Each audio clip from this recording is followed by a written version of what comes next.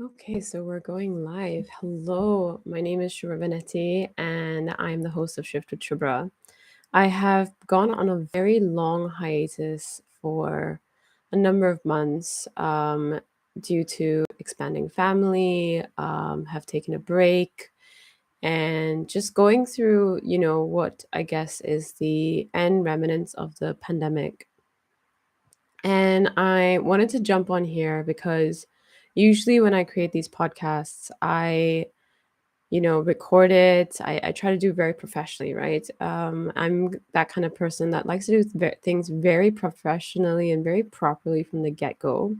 So I usually like record it. I'll send it to someone who's an editor, try to get all the sound kinks out of it, make it all nice and tidied up, with an intro music and with a whole script, and I just publish it. And that's quite a lot of work when you're trying to play multiple roles, such as, being mom and business owner and wife and daughter and event creator and also fulfilling client needs, etc. So I took a break because I was thinking, okay, what was the main motivation first behind the podcast? The main motivation was to just have a platform where I got to share some of the information and knowledge that I have been coming across. The aim of this knowledge was to try and advance the betterment of people who may have been going through um, mental problems, emotional problems, even spiritual problems now.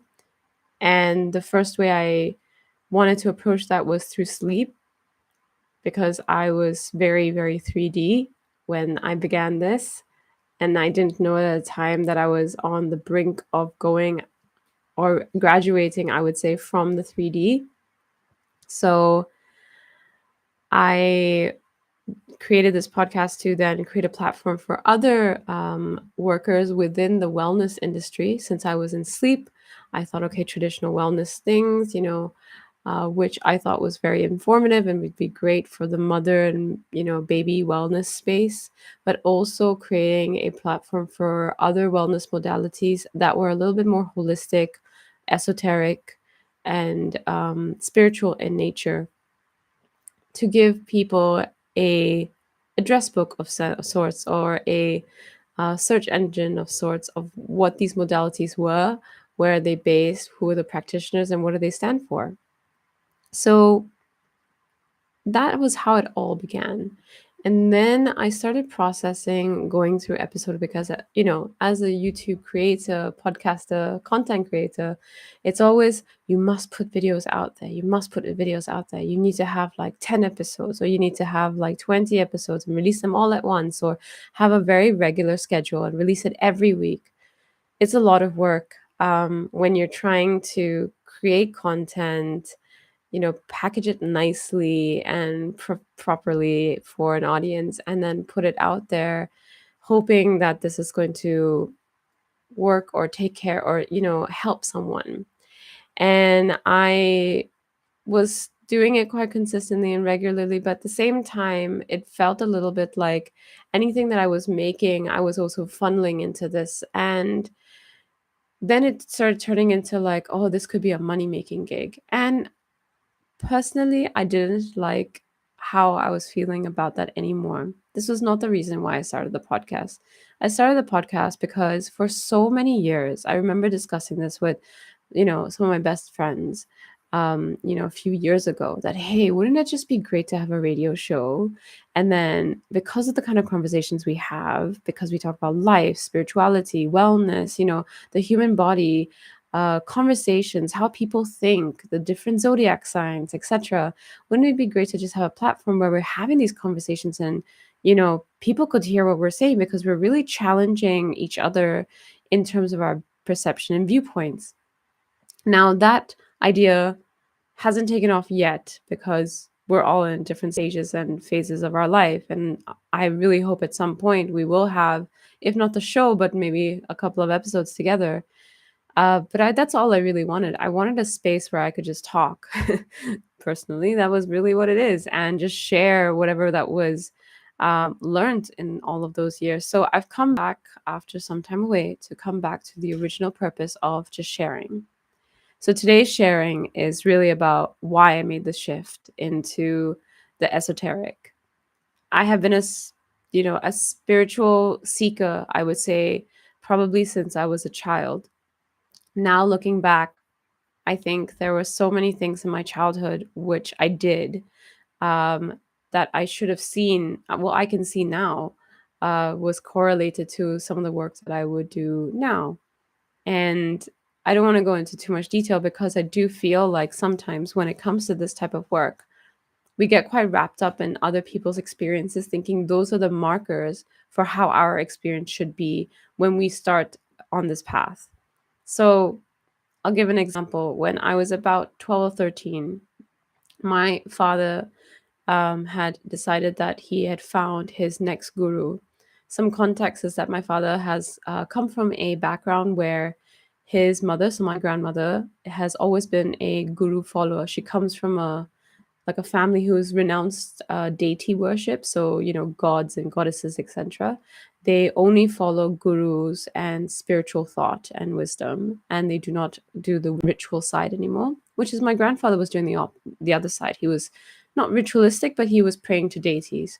So my dad got a mixture of both growing up, and he chanced upon his guru when he was in college, if I remember correctly, around the time that he sat his chartered accountant exam. And that's when his guru and him had formed, he had formed a disciple relationship in that sense with the guru, where he followed his advice, his counsel, and so on and so forth. Now, that guru passed away. And at some point in my childhood, he passed away around when I was about 7 or so. And a few years later, my dad got a vision of his future guru in a dream. Now, for a child who's already kind of into sort of like, other planets, I was very attracted to Sailor Moon as a child, as a cartoon, because it really felt real to me.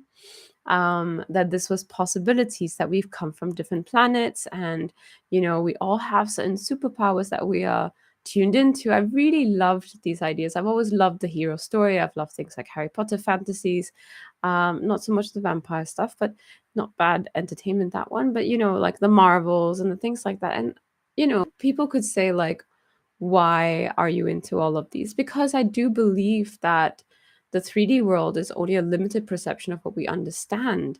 And we are so much more powerful, and there's so much more reality that can be bent, if we know how to tap into it. Because we've heard the stories, there are mythic tales, etc. But really, in our traditions, or at least in where we come from, and it happens all over the world in terms of ancient tribes and folklore, etc., but there have been shamans or priests or gurus or very enlightened human beings who can bend matter, or make matter appear, like true magicians. So these stories have been communicated, and it was sort of like, oh, only if you are of a certain level these can happen. Of course, sure, you have to attain a certain level of enlightenment and spirituality to understand how energy works, and then how to bend that reality. Anyway, going back to my father, so he got this vision of this guru, and then he, sort of chanced upon the guru itself, literally, and then he started following him. Now, to me, as a teenager approaching teens, that was sort of just like a wow, like, oh my god, I'm gonna have a dream, and that's gonna be where all this information is gonna show up. Didn't happen for me. Then, they did a couple of different courses, and then they experienced all these wonderful things. And I'm thinking, oh my God, when I do the course, I'm going to have all these wonderful experiences and these things. And it couldn't have been far from the truth. So I had a lot of releasing, shall we say, I had to do. And I am very cognizant that everyone's journey into this is very different. I chanced upon it. So I had done sort of what they did, and I had very different experiences. I didn't have all of the seeing of things and visions and light and smells and all of the wonderful things that people say that they did. I didn't get that. And then, in the pandemic, when everything shut and I was going, okay, I I'm doing, I came across the Heal documentary. I don't know if some of you have seen it on Netflix. It blew my mind. Somehow I didn't realize how I got into Joe Dispenza from there. And I was so into it. I started doing his meditations 3 times a day. Like, people who knew me before would not understand who I am now. Sometimes they're kind of going, "Who are you?" Like, you could not sit and meditate. You couldn't focus more than anything. And you're out every night and at different rooftop bars and all that kind of stuff, and here you are, like, completely flip side, wanting to meditate over hours.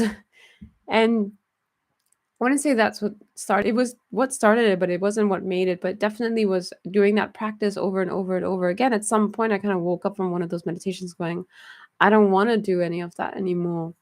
So that then led me to thinking, okay, well, I want to sort of, do some other kind of meditation style. And then I came across literally a sponsored post for the Akashic Academy. And I was thinking, like, I've never heard of this. Akashic sounds Sanskrit, sounds like, Akasha means sky in Sanskrit. Okay, fine. Maybe it's a meditation thing. I'll just jump on. I had no clue about what I was doing or what was getting myself into. I was just thinking, okay, this is what it is. It's a meditation thing. Sat in the first day, first 10 minutes, we're watching something, and I'm like, oh, wow, this is a whole other level. Going to be, you know, like channeling and like communication with higher beings and like what and people describing their experiences, and I'm sitting there going, okay, I'm getting, at least I'm getting, I felt like this is the first time I was getting some physical sensations, but people were getting visions, some were getting physical sensations, some weren't getting anything at all. And I wanted to highlight that because your journey is going to be so specific to you. The other thing that experience taught me as time went on was also made me really aware about why I was doing things. It really honed in on the information about alignment, resonance, and doing things that you were aligned with. See, the body and the mind and the heart are always in trying to find balance with each other. They're trying to do the same rhythm. They're trying to beat the same drum. However, the mind's going to be beating a whole other drum all over the place because all of the thoughts that come through. The heart's going to be going in different rhythms because of fear and because of anger, then because of love and because of joy, then because of fear again. And then the body's going to react to these two going off on their own sort of drum beats, not really synchronizing. And the body's just going, okay, where are you guys taking me? The mind wants to go here, the heart wants to go there. And that's so chaotic, really. It's really chaotic in the body, in the mind. And a lot of the times we are fighting, and I was doing this too. I was fighting to try and do something that was, going to be monetary based, 3D enough that it was marketable, that there was going to be an industry, that there was going to be, a good future market, so this industry should not ever go missing, right? In the sense that, with time, as evolution goes through, certain jobs are going to be replaced with machinery and already have, right? Like when we think about the assembly line, it used to be all people doing it. Now it is pretty much machines. Of course, there are some assembly lines where you still have humans part of it, but quite a lot of it is machines now. And so, a whole a group of people lost their work, and the industry no longer was there for that particular job. So things like that, I wanted to be in a industry, and I think we all are like that, where if you're not part of an industry that's going to grow into the next 20 years, then you're setting yourself up for failure. And therefore, if you're setting yourself up for failure, you're then going to lose, money, and therefore you're not going to survive. And if you're not going to survive, you're going to die. I think this whole fear of death and, poverty and losing everything and not surviving has been drilled into us since we were children. And of course, with the same mindset, I have been doing every single thing in my life. And I'm guessing quite a few of you out there are doing the same. So I thought really hard about my motivation to becoming a sleep consultant. It was really marketed, and it is true that, it is a very good paying job, right? You are your own boss. Absolutely, I wanted to do it because here I was, new mom. I wanted to do something from home where I could actually be there, and my child was raised by at least one parent, but not full time in the sense that I knew myself that I couldn't be that type of mother. I wanted to be the type of mother where I'm there for whatever I can and very good at. And then I'm also doing other things that I'm helping people because that also is something that calls to me. I wanted to be in something where I worked one on one with someone.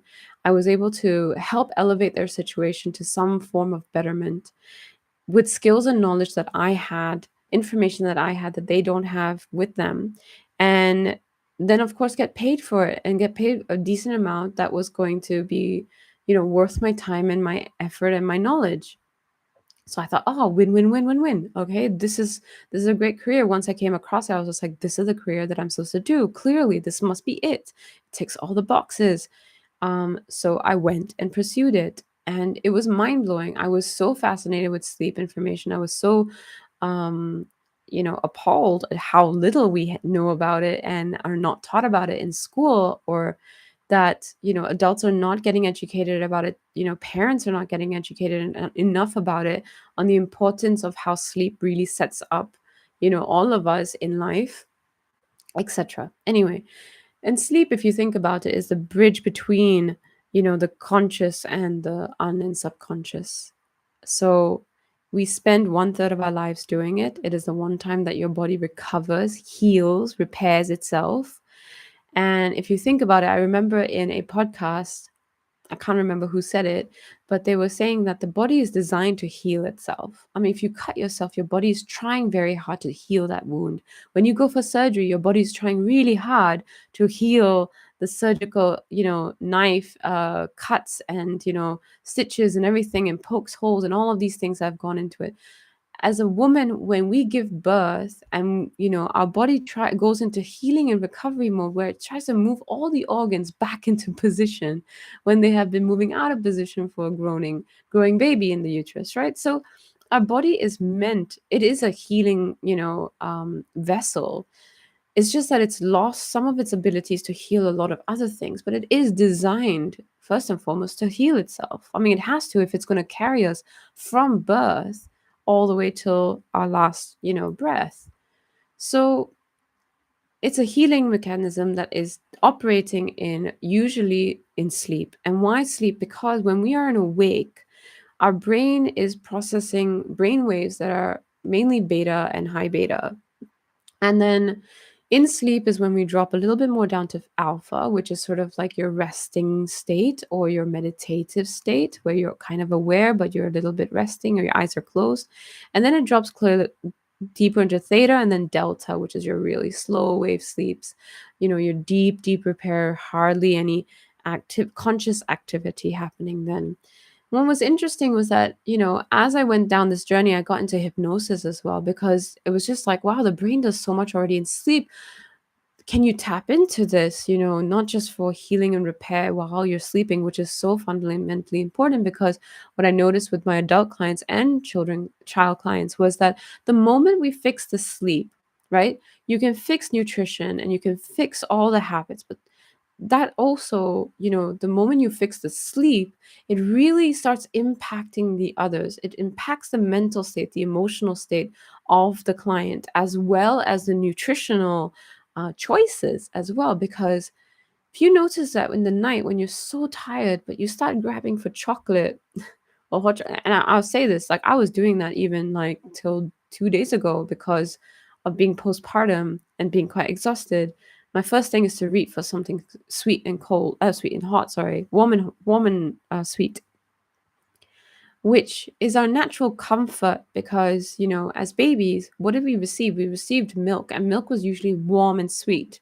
And that's kind of some of the theories behind hypnosis, is that as children, because we receive this as comfort, then which is nothing wrong with it. Of course, we should receive it as comfort. When you're a baby, you should receive mother's milk, la la la. But because it's in the it's somewhere in the subconscious that, like, if I'm upset, I need something warm and sweet to sort of pacify me or make me feel better. It becomes a learned belief, and that sits in the subconscious. Now, as a child and as a baby, we don't have subconscious recording going on in the subconscious. The mind, the brain itself is predominantly, as they say in research, in theta, which is in record mode. In fact, if you listen to a podcast, which I will include the link in at the bottom of this podcast, you know, they've researched babies' brains and kids' brains, and literally, the first 7 years of life is when a child is in recording mode, because they're predominantly in theta states, and in their sleep is doing a lot of theta and delta, but they're doing a lot of theta, which is a lot of recording. Hence why throughout their life they're doing a lot of recording of model of behavior. How their parents interact becomes a recording of what they might be, their love language and their interactions with their loved ones later. How they understand friendships, words, how you speak to one another, how you treat one another is all, as they say, you model. Children are modeling, or we are parents are being modeled after. Basically, we're models for our children, and children will model our behavior. They will mirror our behavior because their brains are basically doing that from birth. When they see you stick out their tongue, they're practicing doing the same thing because you are them, they're mirroring what you're doing. So every behavior, every word, every speech pattern, every thought, every interaction is recorded into their brain, and then it forms that subconscious patterning that basically they run on as adults. And so in sleep, we can heal a lot of these things, and things are a little bit better where we can start making more better conscious choices. However, if the subconscious programming is still running beliefs that are expired, I can't control my life, I'm unworthy, I'm not loved enough, I'm unlovable, I'm not enough, like who do I think I am, like what am I doing, I don't deserve it, I all of these things that as children we would have felt, and if not addressed and not re-recorded, have also then have to be redone as adults, or have to be readdressed as adults. But because that's the programming, as adults we don't necessarily realize that, and we have to go, we go through therapy. Hey, I've been there.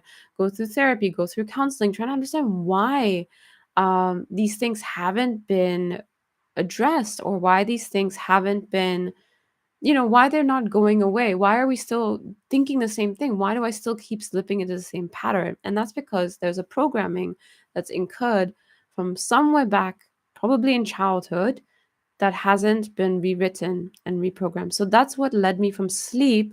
I was thinking, oh, hypnosis is a great tool to monetize to help adults sleep better.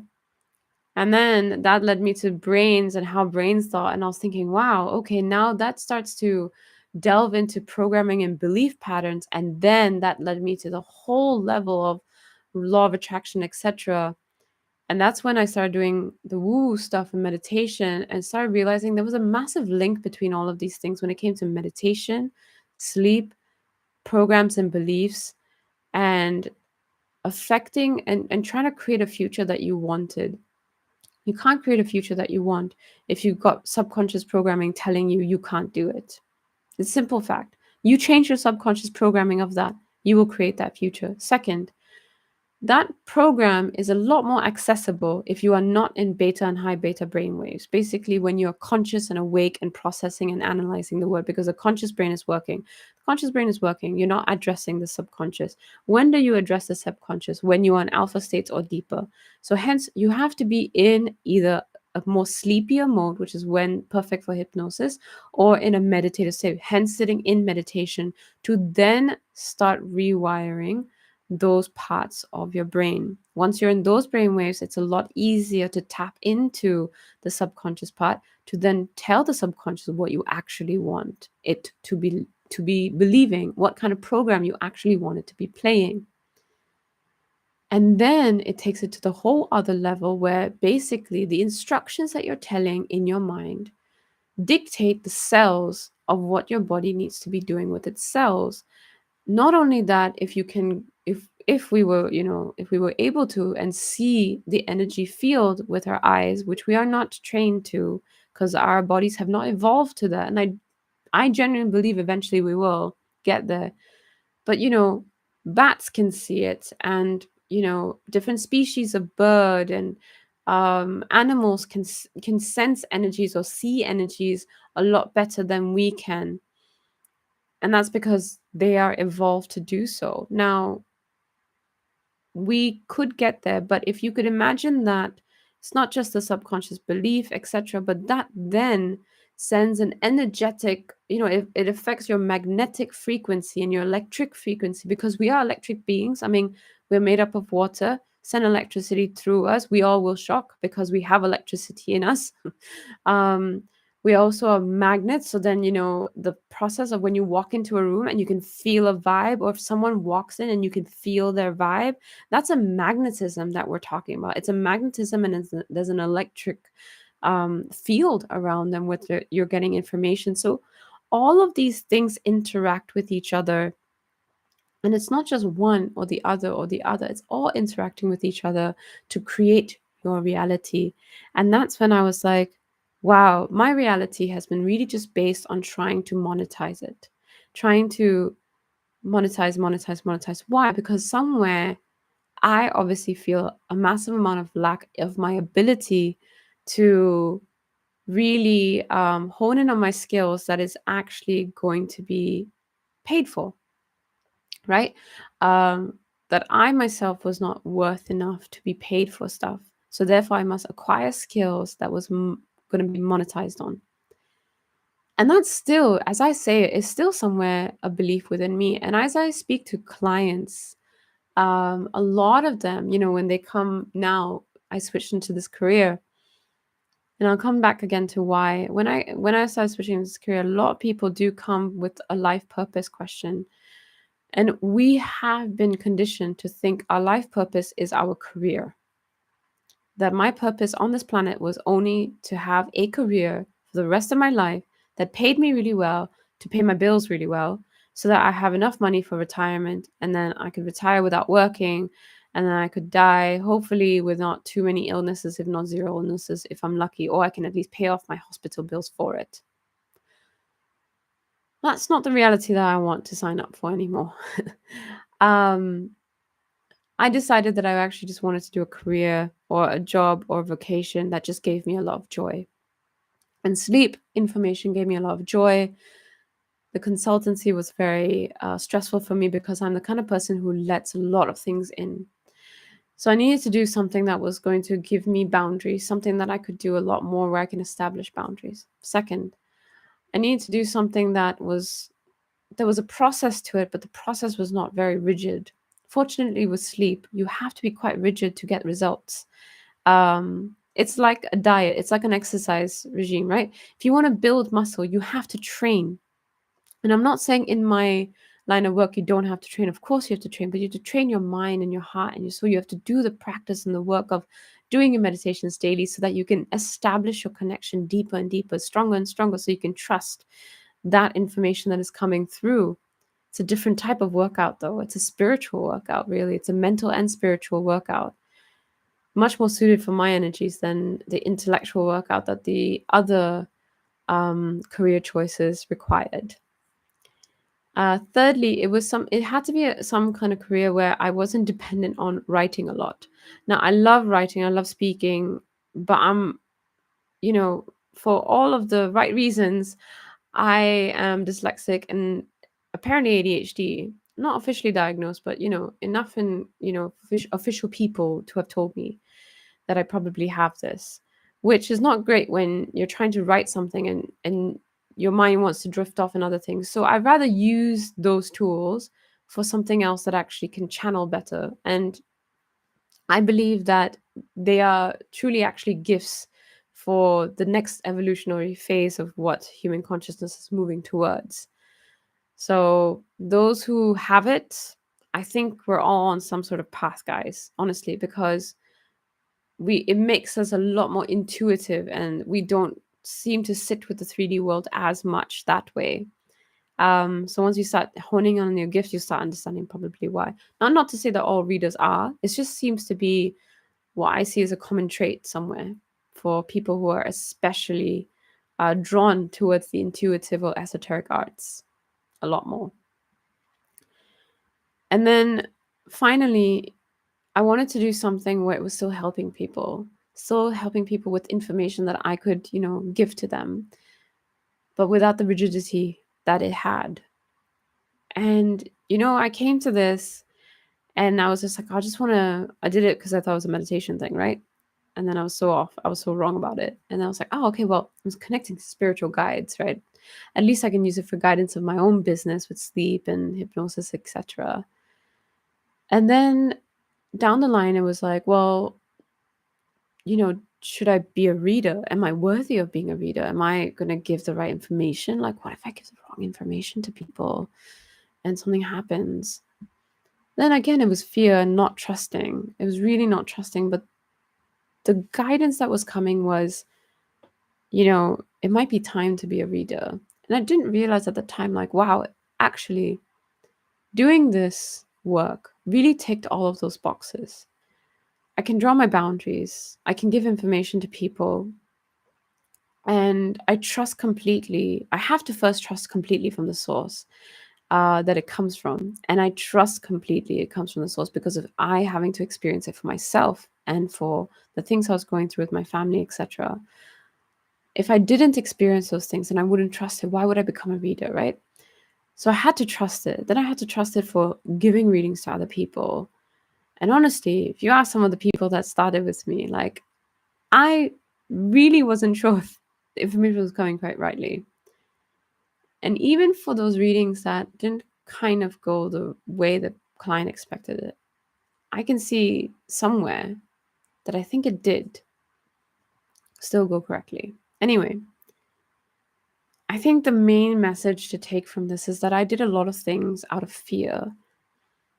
And had I maybe not listened to the fear and stopped thinking, oh, I need to tick all the boxes of the 3D, I need to go to college and I need to get a degree and join a job and a career in a corporate office and things like that, because that's what everyone does. When somewhere inside of you, I don't know about you, but for me, I knew somewhere it didn't sit right with me. I mean, heck, I wanted to do 100 things. I've always wanted to write, and I'm writing on some books now, and it's so much fun. And I'll share about those, in other episodes, I'm sure at some point. Um, but I'm writing, and it's not the writing that I thought I was going to do, but it's definitely the writing I love doing. And I wanted to, help people by providing counsel, but I didn't want to be a psychologist and start putting people into boxes or, to say that that's what they do. I think those people and those processes have their time and place, but that requires a lot of commitment. And I'm someone who needs to draw boundaries. So I need something where I sit, I do it, and then it's like, okay, now you are on your way to go with this information and go take it in your life. Because I sat and I thought, oh, maybe I could be a counselor. And, I was thinking, wow, 10 sessions, 20 sessions, 30 sessions. Kudos to those counselors, because honestly, you need a lot of emotional bandwidth and endurance to do that. I don't have the emotional endurance. So I basically gave that up because I thought that's all you could be if you wanted to help people in the counseling framework, was to only be a counselor or a psychologist. And I even studied some of that as well, hoping to eventually be that professionally. So I studied that. Then I thought, okay, the sleep thing. Studied that. Then I studied the hypnosis thing. And then I started those esoteric things. And I was just like, wow, where's this all coming from? And I realized now this is the avenue where a lot of this information is now funneling out of, or funneling through me to the clients. And it just felt so like on point that everything that I wanted, the boundary, the time, the deciding of my own timetable, being my own boss, monetary, sure. Is it the most important for me? I think my husband would argue that he wish it was a little bit more important. Um, but I think for me, it's really the quality of the service that I'm giving now, and my connection to the source that's channeling that information to me. That should be where my focus is really, and honing in on that.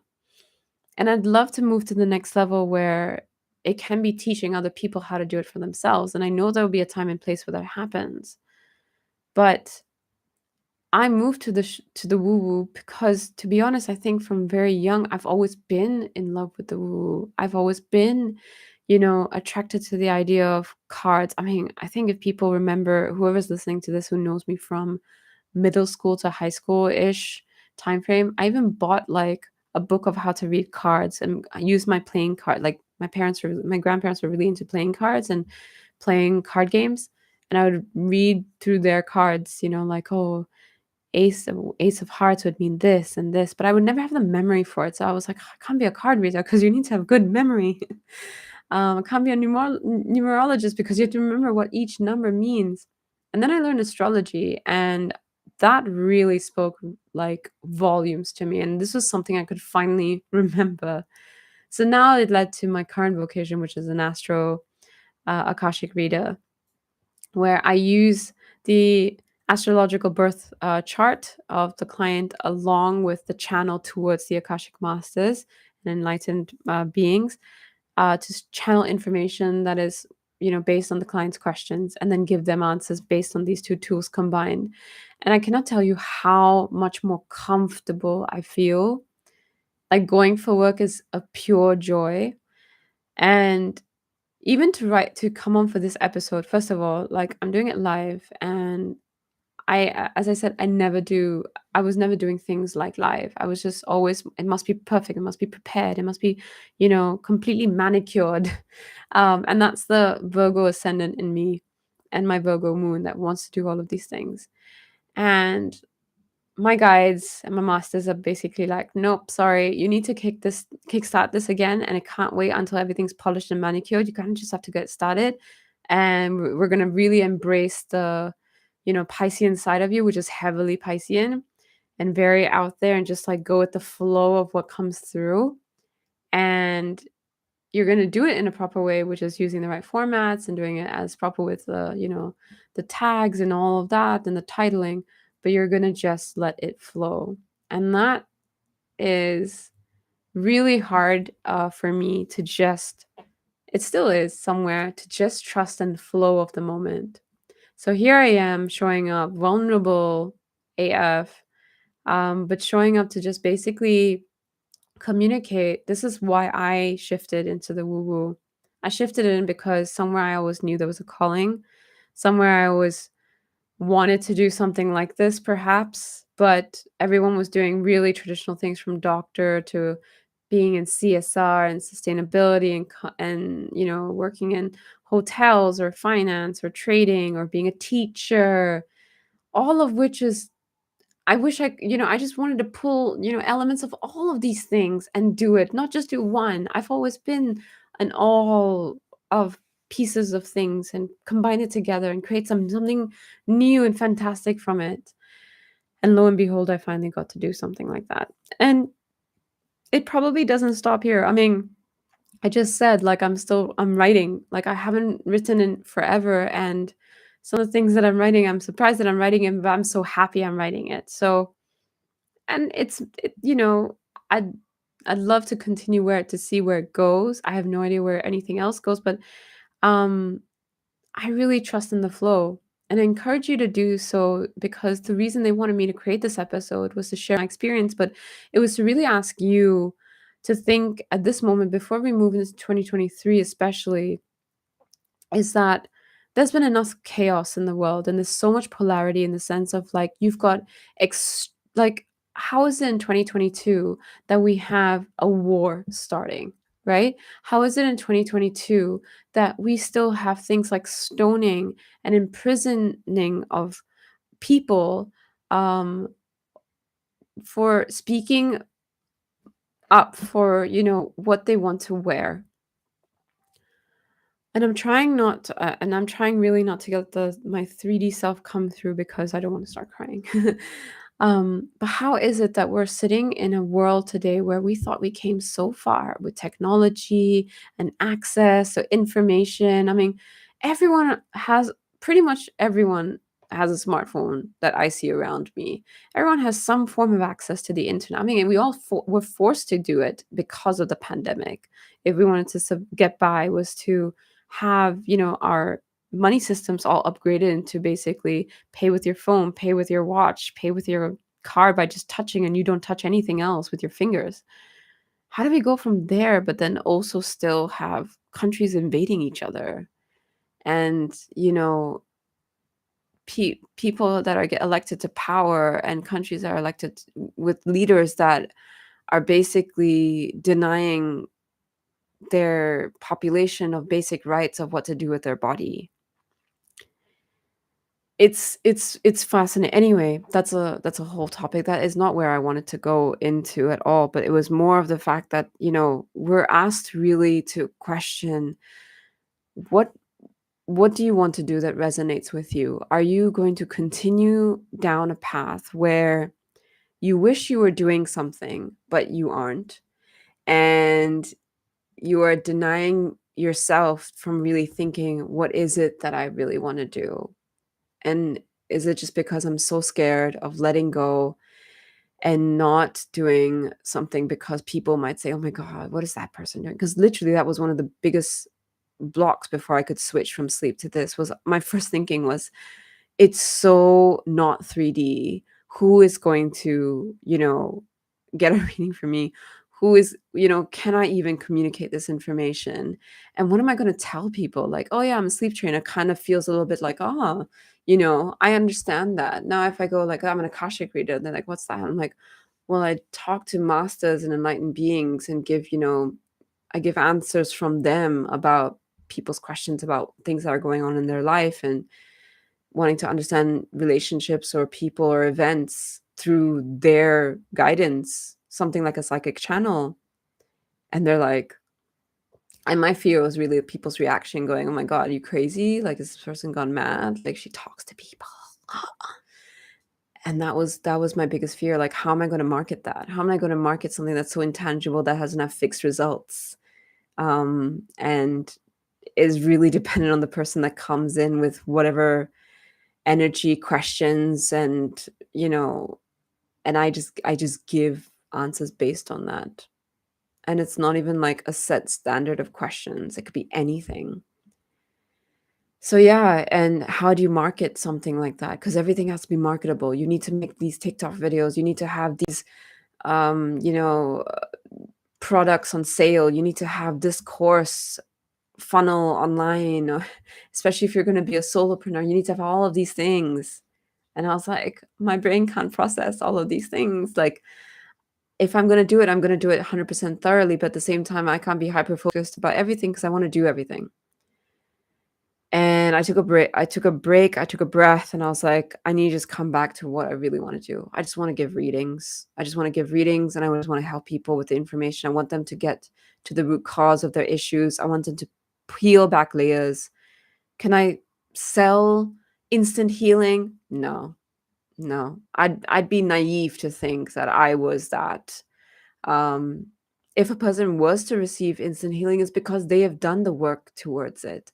They are able to do it. It's part of their karma, it's part of their free will, it's part of everything that they themselves, their consciousness has opened that gate towards it. But we all think that, it has to be an external that walks in to help us, because we have no power to do it ourselves. And I think that's fundamentally wrong. And I know in some instances of my life now, I know that's wrong because of what I've gone through and what I've been able to heal. Not everything, and I'm still doing my own personal work, but I'm always one step closer, rather than feeling like I've still got a lot of stuff. I'm still behind. I've still got a lot to change. I'm always one step closer to the next, version of myself, the next highest version of myself. And I'm so excited every time I'm one step closer. So that's why I shifted to the woo woo. I shifted basically into something that I'm really not just passionate, because I think passion it's a fire that you have to keep burning. I think it's like I'm one step closer to basically the mission that I wanted to always do here with this manifestation of myself in this body and in this personality, this name. And I came because I wanted to use so many tools that had no 3D boundaries to help people and communicate it with my voice to them, because I love to talk and discuss and see where conversations explore and go. off into the wilderness, into the cosmos, really, with it. Hence, the podcast felt like a perfect platform because I could have these conversations where people could learn and I could learn as well, and we could have these discussions. But then I got scared. I was like, oh my God, what if I go into now I'm in this sort of like 5D type stuff, and can I have esoteric conversations? Am I going to lose my listeners? All of these kind of fears that again walked in, and hence I left it. And I was just like, you know what? I anyway have lots on my plate. I've got 2 kids now instead of 1. This changing business, the whole landscape of the world, all these things are coming in, right? So, and then I was just like, what do I do? And they were like, you're just going to talk again. And I'm like, okay, let's just talk again and see where it goes. So here I am talking again, seeing where it goes and sharing what I have to share out there. And if you resonate, then I really am cheering you on to going to find whatever you feel your purpose is. And if you don't resonate, that's fine.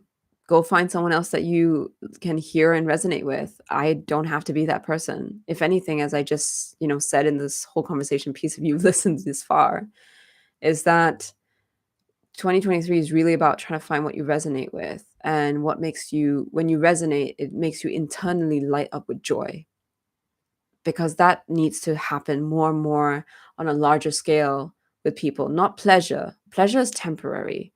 Joy is a lot more, it creates a more permanent imprint somewhere inside your body, something that lasts a bit longer, that you can almost refer back into that feeling a lot more. So whatever you can remember that brought you joy, the whole Peter Pan thing, think of something that makes you happy and that will make you fly.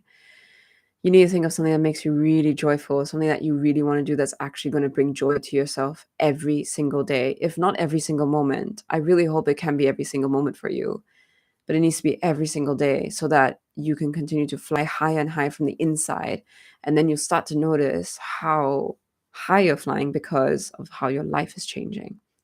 But if you continue to think that, I'm barely, I'm just surviving, I'm just surviving, I'm just surviving, I'm just hanging on till, I'm just hanging on, then that's kind of the reality you're going to be painting. And that's okay. All of us have our time, and it needs to come when it needs to come. I had the reason why it needs to come then and there of what I was going through.